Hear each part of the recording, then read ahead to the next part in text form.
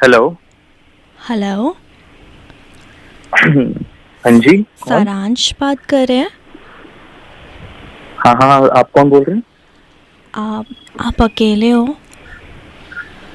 हाँ जी मैम, बिल्कुल अकेला हूँ। मुझे ना अपनी ज़िंदगी के बारे में आपसे कुछ शेयर करना था और मुझे ऐसा लगता है ना कि आप समझ जाओगे। अरे मैं नहीं समझूंगा तो और कौन समझेगा, बताओ। मैं और मेरा बॉयफ्रेंड, हम दोनों 2 साल से एक दूसरे के साथ थे। एंड मैं आपको बताऊं, मैं अपने एरिया की सबसे हॉट लड़की हूँ। मतलब ऐसा एक भी दिन नहीं होता जब मेरे पास कोई प्रपोजल ना हो। समझ रहे हो ना? हाँ, वो तो आपकी आवाज से समझ रहे हैं कितने हॉट हो आप। Thank you. हम दोनों ना बहुत प्यार करते थे एक दूसरे को।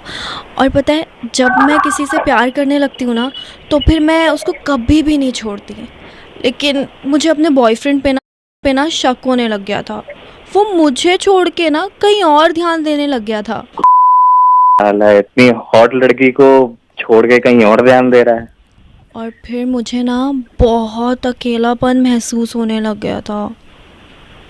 अरे लगता था ना, अब नहीं लगेगा। कॉल करो कभी भी। हाँ, इसीलिए तो आपसे बात कर रही हूँ मैं। आप समझ रहे हो ना मेरी बातें?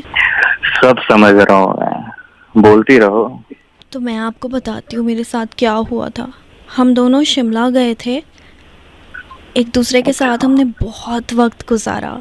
हमने वहाँ इतनी सारी फ़ोटोज़ खींची और मैं उसके लिए हर चीज़ शेयर करने के लिए रेडी थी।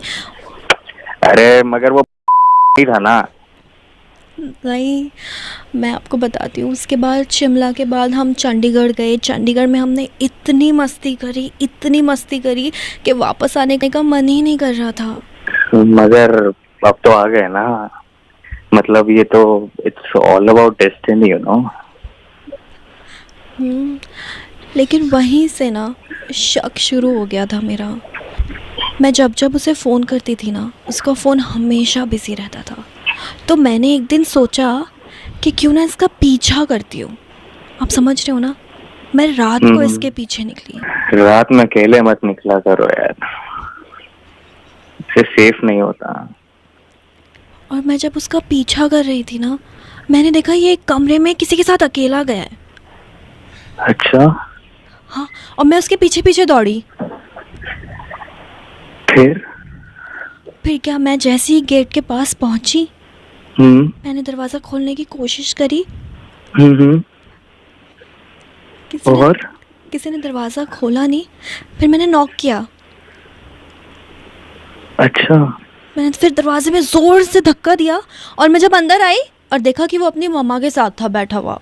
उस दिन मेरा सारा शक दूर हुआ उससे। और फिर मैंने उससे बोला, darling I am so sorry, मैं तुमसे बहुत प्यार करती हूँ।